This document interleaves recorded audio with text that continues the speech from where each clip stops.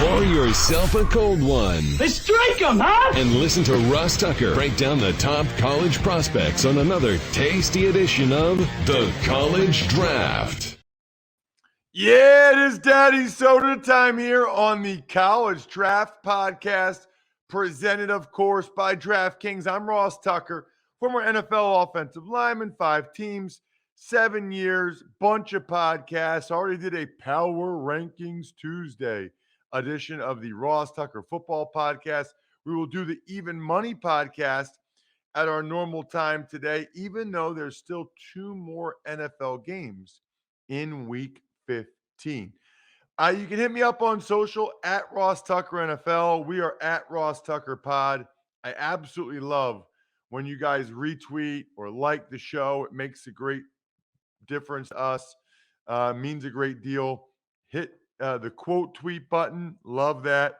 You get a great chance if you quote tweet at Ross Tucker Pod of getting a retweet there. So go ahead and do that. The star of this show is Emery Hunt.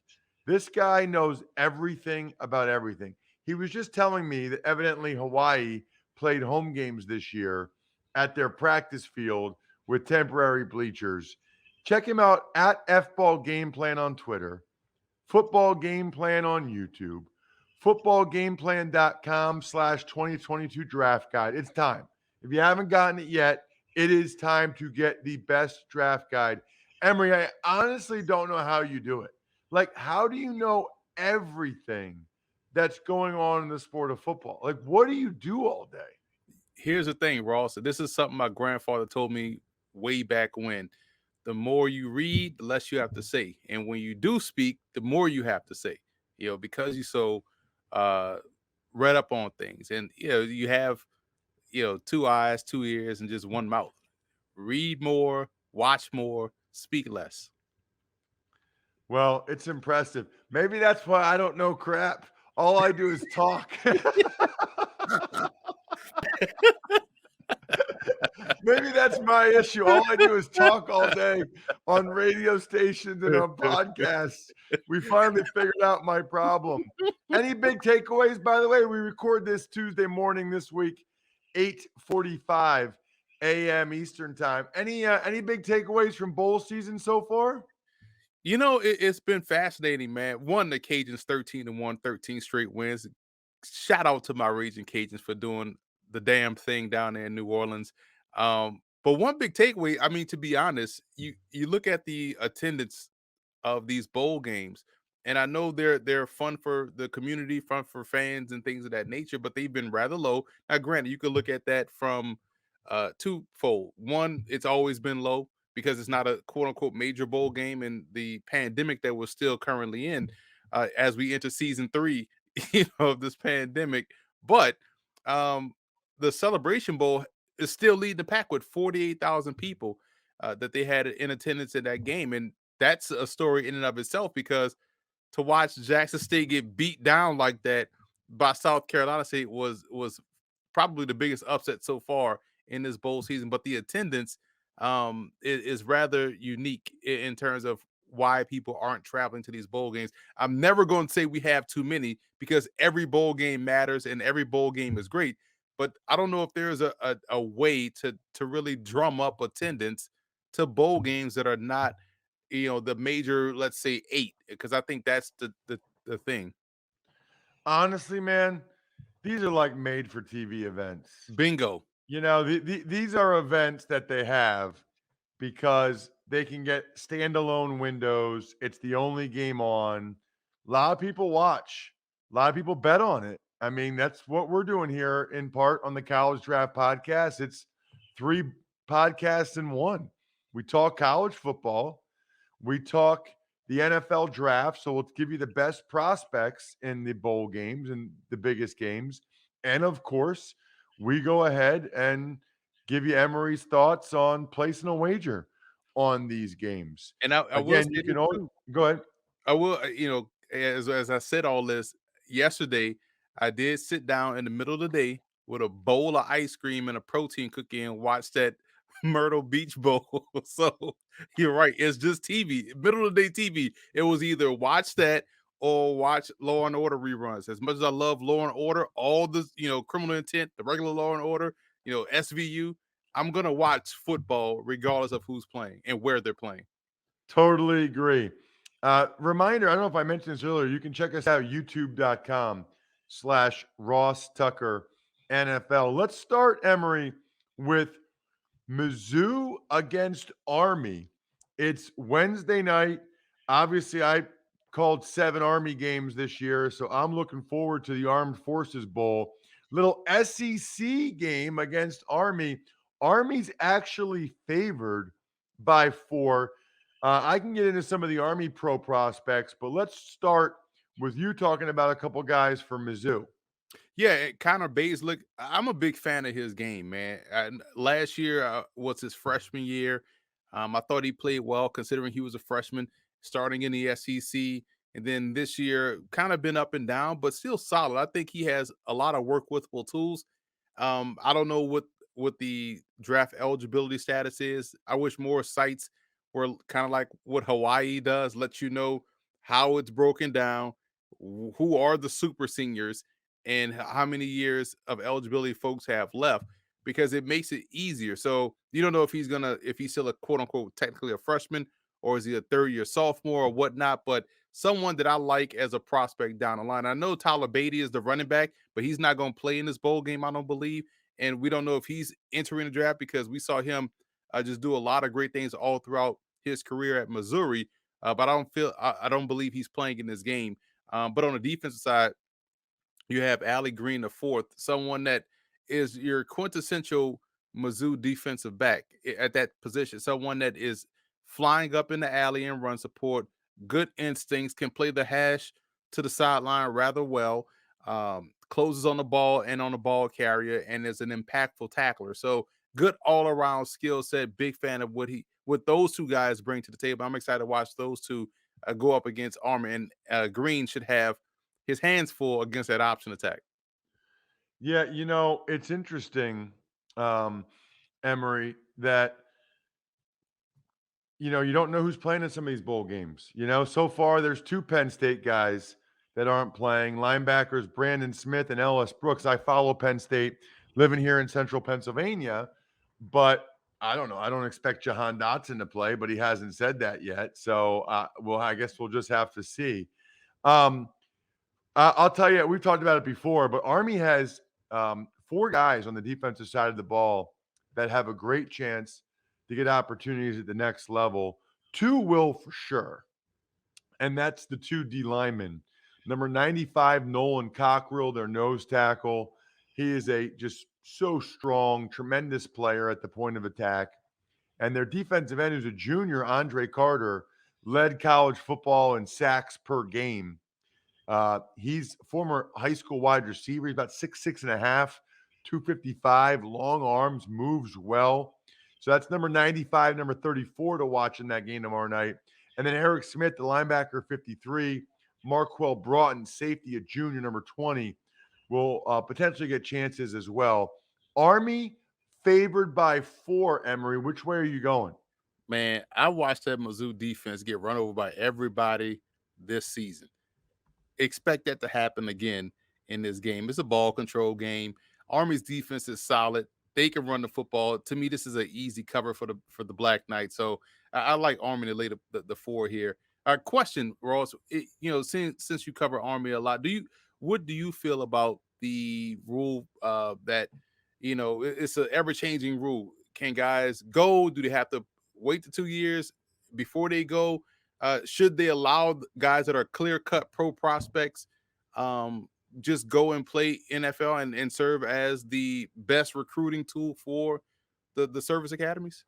Yeah, look, nobody asked me, but as long as they still have to do their 5 years at some point, as Mhm. long as they still have to put their time in, I think they should let them play.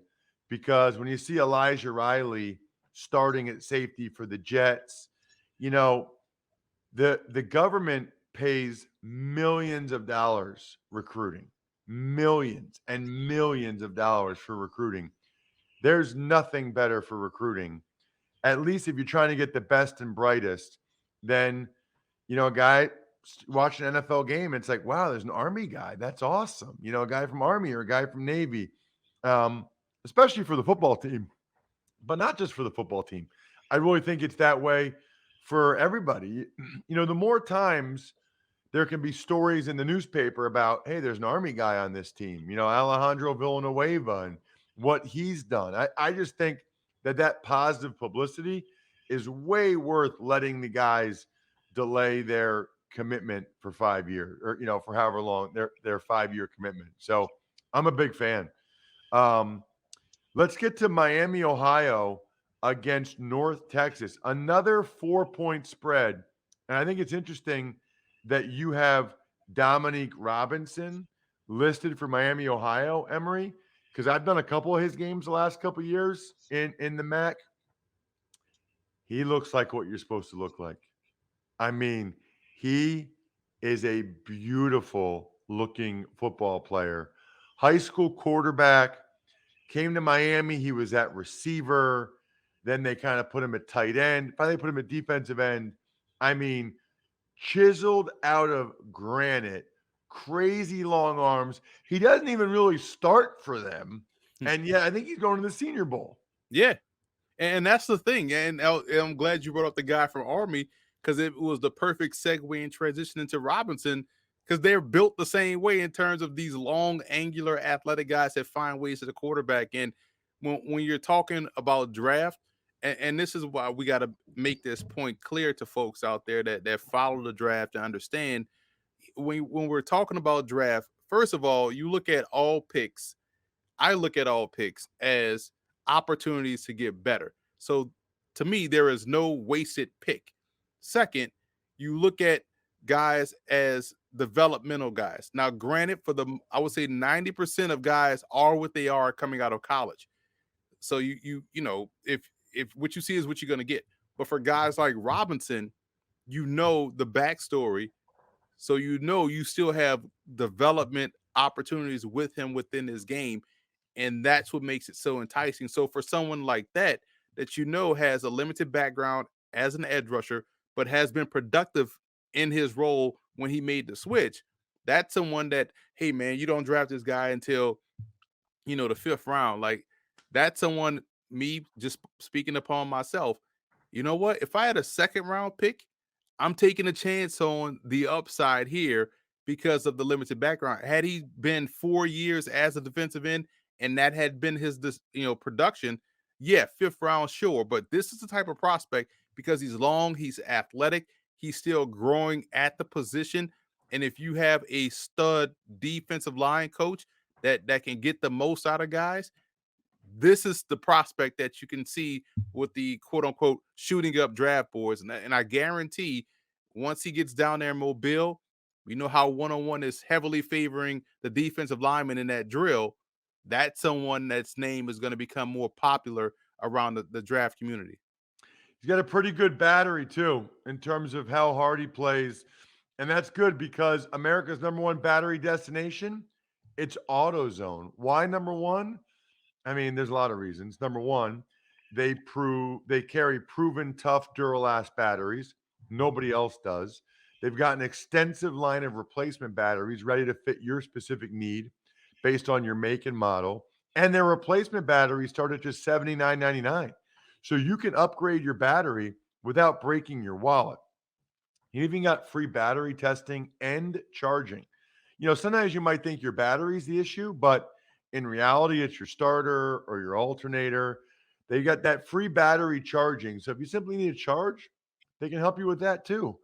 Look, the proof is in the pudding. Next time you're in need of battery help or to get your battery ready for harsh winter weather, start at AutoZone, America's #1 battery destination. Get in the zone, AutoZone. All right, Emery. What about North Texas running back DeAndre Torrey? Yeah, I really liked his game over the course of his career. Very productive back, good quicks in and out of the hole. Could be a good complimentary back at the next level. He got hurt last year and, you know, came back this season for the extra season. So he's played a lot of football, and someone that kind of helps set the table for their run game, even though they have a younger, more dynamic player now, getting more snaps and being a much more productive than he is. But Torrey is someone that's going to get in these lower tier all-star games and impress scouts with his versatility because he can catch the ball well. He's got good vision, good quicks, and he's going to end up on an NFL roster. So I've always been a big fan of his and how he runs the football. And I'm glad he's going out on a positive note within his game. Okay. We mentioned earlier, let's talk about the game itself. We've got a situation where we've got Miami favored by 4. Who you rolling with? I'm rolling with North Texas, man. The Mean Green can score. They can really push the tempo and the pace of the game, and they can really put points up on the scoreboard. And as solid as Miami of Ohio has been, if North Texas makes this a track meet, it's all she wrote. And I think that's going to happen. So we may see a 1-point game, or we may see a flat-out Mean Green victory. So I'm rolling with the Mean Green here. I love that. I love that nickname. Absolutely. Right. And people forget, man, because, when I was playing college ball, they were in the Sun Belt Conference, and they were the Sun Belt Conference representative for the New Orleans Bowl the first 4 years of its existence. And they had a small defensive tackle that was phenomenal. He was probably a little bit before his time in Brandon Kennedy. He was about 5'11", 300 pounds, but was like the worst person that you would have to deal with up front on that defensive line. And they were good. The first iteration of the Sun Belt Conference in 2000, I believe, I think it was 2000. And to see, North Texas become this significant program has been fun to watch. But when they first started, that defense, and they used to churn out running backs, and Torrey is one guy. And so I just want to give props to that Mean Green program because I've seen a lot of the Mean Green over my career. How about Memphis and Hawaii in the Hawaii Bowl? I didn't even know Hawaii qualified for a bowl.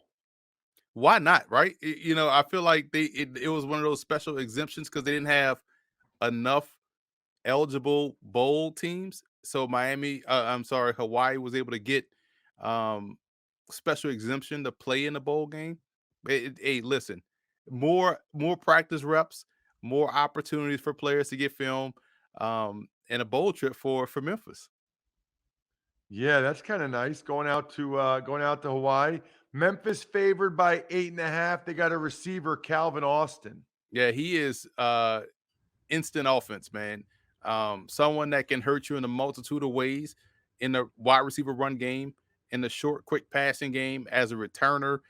So you want the ball in his hands. I've seen people talk about him being a thicker version of Tutu Atwell. Well, that ain't hard to do. Tutu Atwell is about 105 pounds, So yeah, that's easy to be thicker than Tutu Atwell, but to have that same level of explosiveness and burst that Atwell has at a thicker, sturdier frame, that says a lot. Plus, he's someone that's going to the Senior Bowl. Can't wait to see him down that way, do things in practice. Because again, we know how it goes, Ross. All these individual drills are outside of running back, linebacker, blitz pickup are favored toward the offense. So this wide receiver DB one-on-one drills with those mad bohemian routes they run, he's going to have a field day. So you can see a lot of Twitter clips on social media from Austin's time running routes at the Senior Bowl. So I'm excited, but he's a tremendous player, probably the overall best prospect in this game here. What about for Hawaii? Love their running back, Calvin Turner Jr. He's versatile. He's a running back / wide receiver. You love versatility when you're talking NFL prospects in today's game, guys that can do two things. We just talked about Austin being valuable in the wide receiver run game. Well, here's a running back that's also valuable as a wide receiver running down the field and downfield routes, and not just running your standard, meets expectations routes for running backs, your screens, flares, flats, and swing routes. He's someone that can go in the passing game and go deep in his bag of routes and run those really well, and also knows how to put the ball in the paint. So he's a versatile option. Kobe Burton is someone to keep an eye on. I know a lot about his game. He's a Louisiana kid. He's a New Orleans kid. We played at the same Little League Milne playground. So I know a lot about Kobe Burton. He went to McNeese State and was a stud at McNeese, transferred out to Hawaii, where he's been a solid contributor. So he's a good corner, has very good mirroring skills, good ball skills, and good instincts. So he's someone that you're going to hear a lot about during the draft cycle. If they're not talking about him now, because obviously, Ross, we know people only cover the top 25 prospects all year round, but we cover everybody that has put on a football uniform. And also that leads me into Dedrick Parson, the running back out of Hawaii, the reserve running back. Saw him a lot at Howard. He was a walk-on at Howard, ended up starting as a freshman, and was outstanding in that go-go offense, in which you can get at footballgameplan.com/go-go offense. The book by Brennan Marion, who is the wide receivers coach now at the University of Pittsburgh. And Parsons has great darting skills, I like to say. Someone that can get in and out of a cut from a dead standstill, and that jump cut that you see running backs master nowadays. He has that in spades. So he was someone that got the call up to go from Howard to Hawaii when Brennan Marion was out there at Hawaii last year, before he moved on to Pitt. And Parsons is someone that's a sleeper guy. He's going to be a special teamer initially, but someone that you could find a role within your offense. It may be NFL, it may be CFL. He could find a role and star as a tailback, or with the USFL now in effect, Parsons would be someone that would be perfect in that league too. So keep an eye on those two small college prospects that made the move to go to Hawaii. What a great way to finish your career, going from DC and Lake Charles, Louisiana, to finish out in Hawaii. Yeah, really. Memphis is laying 8.5. What are you doing, Emery? Oh, lay those points with Memphis, man. Easy. Memphis is going to run away with this game. And again, Austin may not even play, but I think Memphis still has enough bullets in the gun to run away from this in Hawaii. Hawaii has been scattershot a bit this year, on both sides of the ball. Outside of their, once we saw them in week 1 against UCLA, week 0 against UCLA, since then it's just been a bit up and down for them, and I think Memphis can easily cover here. So that's Emery's pick. PicksWise is the #1 free app for football picks, odds, and analysis. Find expert picks for every game all season long. Loaded with best bets, props, and parlays. You can find in-depth game predictions giving you the who, how, and why behind every prediction, all for free. Found your pick? Search our latest DraftKings promotions to sign up for an account and place your bet. Download the free PicksWise app now to make your next bet better. PicksWise backs responsible gambling. Gambling problem? Call 1-800-GAMBLER. Let's talk about who we're going to gamble on in the next game. Ball State against Georgia State. Georgia State favored by 5. We'll start with Ball State quarterback Drew Plitt, one of these 6-year guys that's just been there forever. Has been there forever, been productive, one of the more productive quarterbacks in their program history, and someone that fits the mold of, like I just talked about with Dedrick Parson of Hawaii. He may be better suited to play in a league like the USFL or the XFL in 2023, but someone that in the NFL, he's probably more along the lines of your QB3. Your third string quarterback is going to give a few preseason reps. If teams carry 3 quarterbacks, he would be a good guy. He's good efficiency within the passing game, good solid base of skills. But for me, I think he's someone that needs to continue to play, and I don't feel like the NFL will afford him that opportunity. So a lot of these college guys, to be completely honest, and I've told these guys, this since I've spoken to a lot of them during these shows that I do, where I interview a lot of college prospects or college players. You guys are entering football, the professional football world, at the right time, because there are more opportunities to play professional football and get paid for. CFL, you have that's been around for 100 plus years, but now you have the USFL and potentially the XFL in 2023. So you're going to get an opportunity to play professional football. I think Plitt would be someone that these alternate leagues should target right away, because he's played a lot of games. He has good basis of skills and it can help in offense, but I just don't think the NFL has room for guys like that. They want those guys that are near the top and ready to start and play right away. What about Georgia State's tight end Roger Carter? Big fan of his game, man. He's one of those classic old school H-back types. He's good on kickouts, whams, but also solid in the flat area. You could leak him down the field on these wheel routes or seam routes, and he's a load to bring down. So he gives you good value as a run after catch player. And I think he has a good overall skill set and one that's going to find himself in a role. If I could project him forward to an NFL team and say he is the perfect fit for that team, Tennessee would be ideal because he plays like a Tennessee Titan, tight end / H-back, and I'm a big fan of his game.